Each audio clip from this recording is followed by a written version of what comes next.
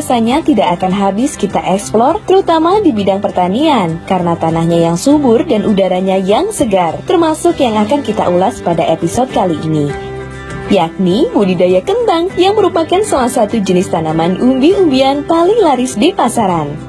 Kentang yang ditanam di dataran tinggi tentunya lebih banyak dicari karena kualitasnya yang prima dan biasanya memiliki ukuran lebih besar. Jadi pemirsa Ruang Berkebun, terus saksikan program kesayangan Anda ini karena hanya disinilah kita bisa mendapatkan informasi menarik serta wawasan seru tentang bisnis tanaman di Indonesia.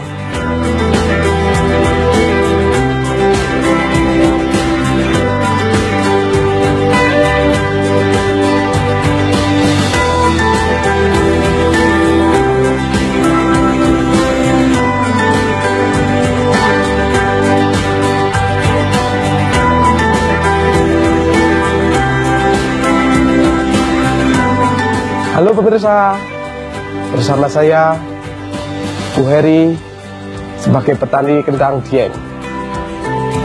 Saya menggeluti di bidang pertanian ini sejak tahun 2016. Motivasi saya untuk bertani itu dari orang tua saya yang dulu sebagai petani. Sehingga saya ingin meneruskan usaha orang tua saya di bidang pertanian kentang. Motivasi saya di bidang pertanian kentang salah satunya yaitu melihat petani kentang ini agak maju dan mendapatkan penghasilan yang bagus. Dari segi harga kentang sekarang sangat jauh berbeda dengan dulu. Sekarang udah bisa untuk menopang kehidupan sehari-hari. Kentang Dieng lebih tahan lama dibandingkan dengan kentang yang ada di daerah lain. Kalau di daerah lain, kentang hanya bertahan sampai 2 minggu atau 3 minggu. Tapi kalau kentang Dieng itu bisa sampai 2,5 bulan. Jadi keawetannya itu lebih awet kentang Dieng. Itu adalah dari keunggulan kentang Dieng. Kentang Dieng juga mempunyai rasa, yaitu lebih gurih, kemudian lebih pulen. Itu dari segi rasanya. Kemudian selain dari rasa, kentang Dieng itu mempunyai keunggulan di segi pasaran atau di segi harga. Kalau harga kentang Dieng 8.000, kentang daerah lain kebanyakan 6.000 sampai 6.500. Itu adalah keunggulan dari kentang Dieng itu sendiri. Nah pemirsa, bagi pemirsa yang ingin tahu lebih lanjut budidaya kentang Dieng, mari ikuti saya. Kentang adalah umbi dari keluarga Solandium. Tanaman kentang adalah primadona di kawasan dataran tinggi Dieng karena pada dasarnya kentang selalu mempunyai pasarnya sendiri, bahkan sampai diekspor ke luar negeri. Kondisi topografi kawasan Dieng yang bervariasi dan berbukit-bukit menjadikan segala macam jenis sayuran yang tumbuh di sini membutuhkan pengolahan tanah yang intensif. Potensi terjadinya erosi di kawasan ini terbilang tinggi, sehingga para petani sering memerlukan support dari pemerintah dan masyarakat luas agar kentang bisa terus panen tanpa hambatan berarti.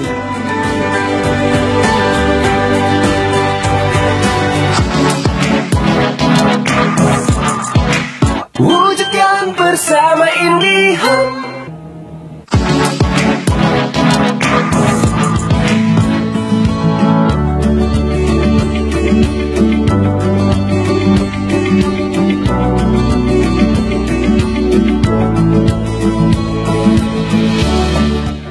Nah pemirsa, sebelum kita budidaya kentang Dieng, pertama adalah kita mempersiapkan lahannya dulu. Yang pertama untuk penggemburan tanah dulu supaya tanah itu menjadi gembur dan ditanami menjadi subur. Setelah proses penggemburan, kita melakukan penjaretan atau membuat garis untuk penaburan pupuk. Fungsi dari penjaretan tanah ini untuk mengamankan pupuk yang sudah disebar agar tidak ke kanan atau ke kiri, supaya tertata.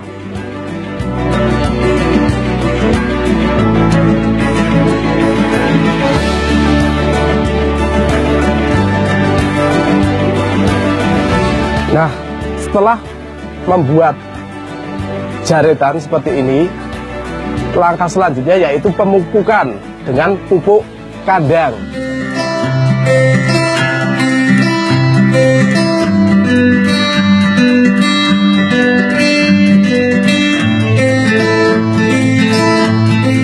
Nah, setelah pemupukan pupuk kandang, kita susuli dengan pupuk kimia. Fungsi dari pupuk kandang itu sendiri itu untuk kesuburan tanaman. Tapi kalau tidak diimbangi dengan pupuk kimia, itu pertumbuhan kentangnya akan lamban. Apabila dipupuk kimia semua, itu juga akan membahayakan dari pH tanahnya menjadi rusak. Maka dari itu harus seimbang antara pupuk kandang dan pupuk kimia supaya tanaman itu menjadi subur dan hasilnya melimpah. Untuk takaran pupuk kandang dan pupuk kimia itu kalau penanaman sekitar setengah hektar itu memerlukan pupuk kandang 150 karung. Kemudian untuk pupuk kimianya itu kita membutuhkan 2,5 kintal pupuk kimia.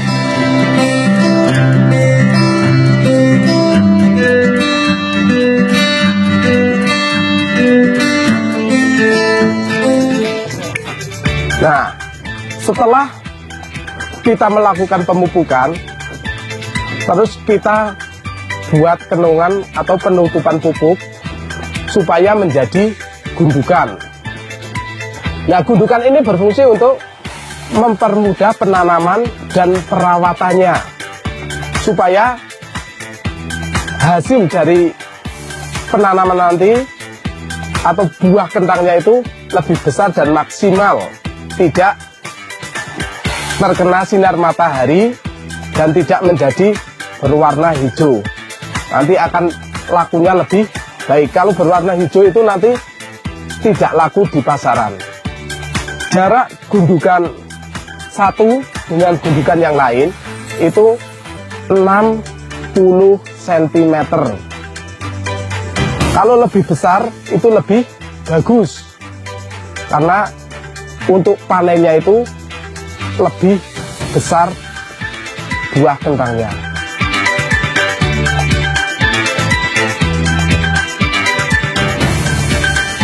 Selanjutnya, setelah menjadi gundukan ini, kemudian kita tutup dengan plastik supaya memperlambat pertumbuhan gulma. Kalau di musim penghujan juga menghambat kadar airnya yang masuk ke kenungan ini, supaya tanaman itu lebih awet atau tidak terserang oleh penyakit busuk daun. juga untuk menjaga kelembapan tanah. Selanjutnya, setelah kita pasang plastik mulsa seperti ini, di sini terlihat lubang dan jarak ya. Untuk ideal jarak lubang satu dengan lubang yang lain ini 30 cm, dan ideal untuk lubangnya ini 10 cm, supaya untuk penanamannya itu lebih ideal atau lebih dalam. Setelah gundukan ini atau kenongan ini kita tutup dengan plastik mulsa, sebelum penanaman maka kita harus menunggu waktu 3 hari untuk masa penanaman. Dengan maksud untuk waktu 3 hari itu supaya pupuk kandang dan pupuk kimianya terurai, atau pupuk kimianya larut dengan tanah dan pupuk kandangnya. Ya, kira-kira setelah gundukan di plastik mulsa semua, sebelum penanaman kita dalam 3 hari untuk menunggunya, itu kita lakukan yaitu penyiraman terlebih dahulu supaya tanah menjadi basah atau sudah menyimpan air. Untuk di musim kemarau kita wajib menyiram tanah ini supaya kadar airnya di tanah ini terpenuhi. Kalau di musim hujan itu kita tidak usah membutuhkan air untuk penyiraman tanah karena sudah terpenuhi air dari air hujan tersebut. Setelah menunggu waktu 3 hari ini, untuk tanah sudah basah, kita menuju ke penanaman kentangnya. Sebelum kita menanam, kita buat lubang seperti ini supaya bibit kentang itu tumbuh dengan baik.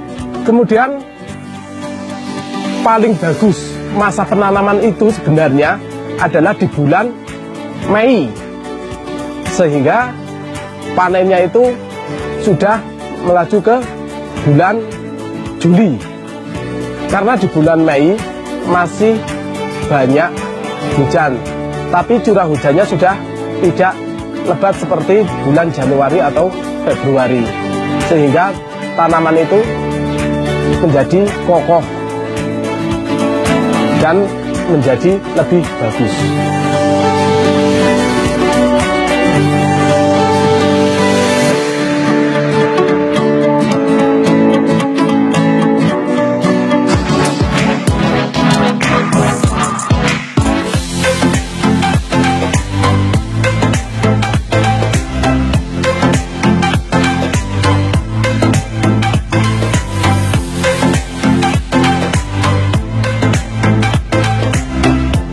Untuk bibit ini sendiri, sebelum kita tanam, kita simpan terlebih dahulu 3 bulan supaya kita tahu mana yang tumbuh tunas atau yang tidak tumbuh tunas dengan baik. Tunas yang baik itu untuk penanamannya itu sekitar 2-4 cm. Selebihnya dari 4 cm itu udah 5-7-10 cm itu bibitnya itu tidak baik.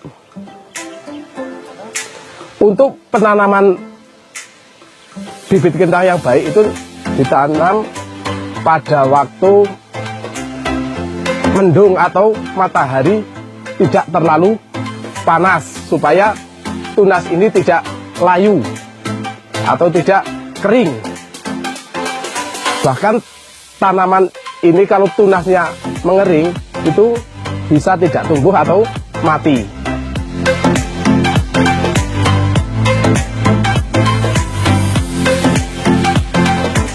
Setelah kita lakukan penubangan atau ponjol, kemudian kita masukkan bibit kentang ini ke dalam lubang yang sudah dipanja. Terus diuruk kembali. Setelah bibit masuk, ditutup kembali dengan tanah.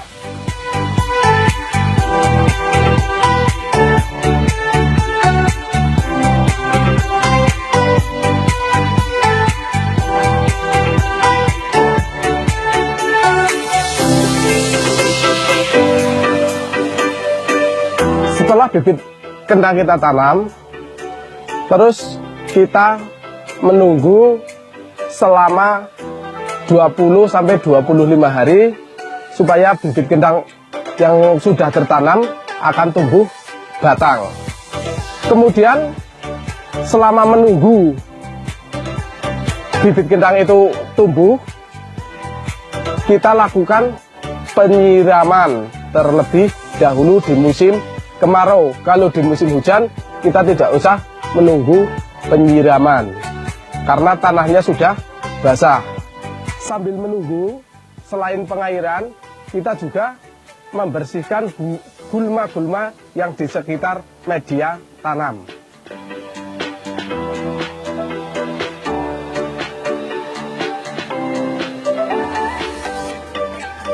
Setelah penanaman, kita lakukan yaitu perawatan. Ada beberapa perawatan setelah penanaman bibit kentang tersebut. Yang pertama di musim kemarau yaitu perawatannya dengan mengairi. Kita juga harus tahu kondisi tanahnya tersebut.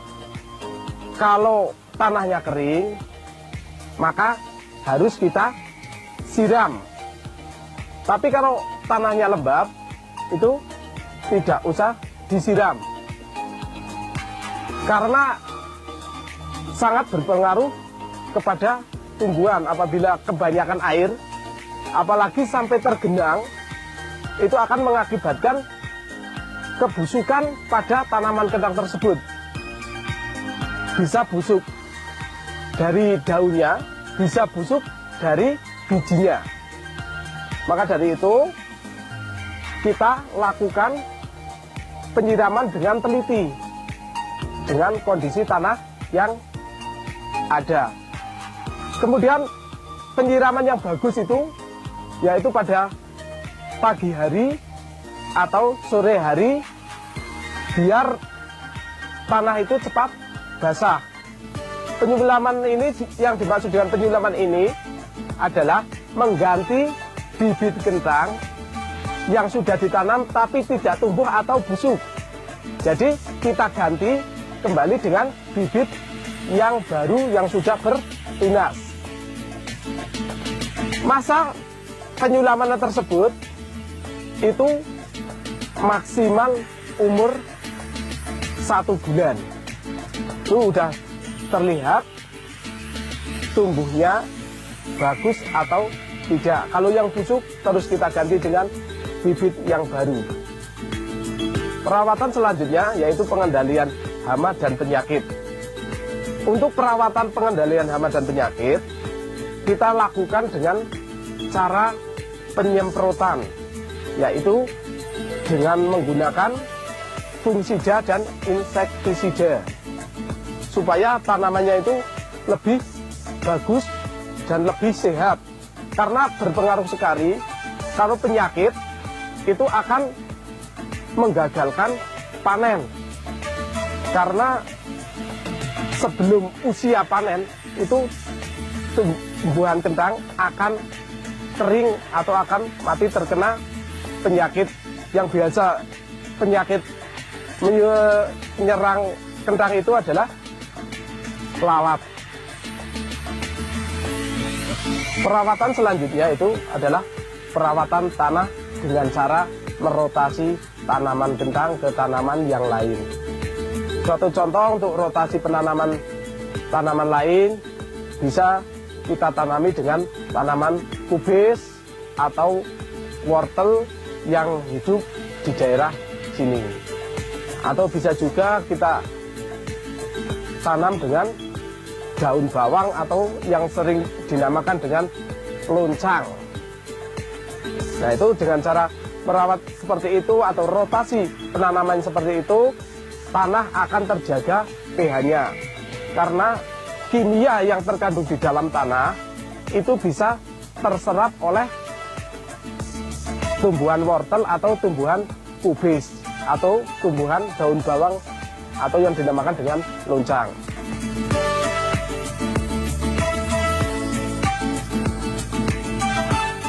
Nah pemirsa, ini adalah waktu yang ditunggu-tunggu oleh petani, yaitu panen kentang.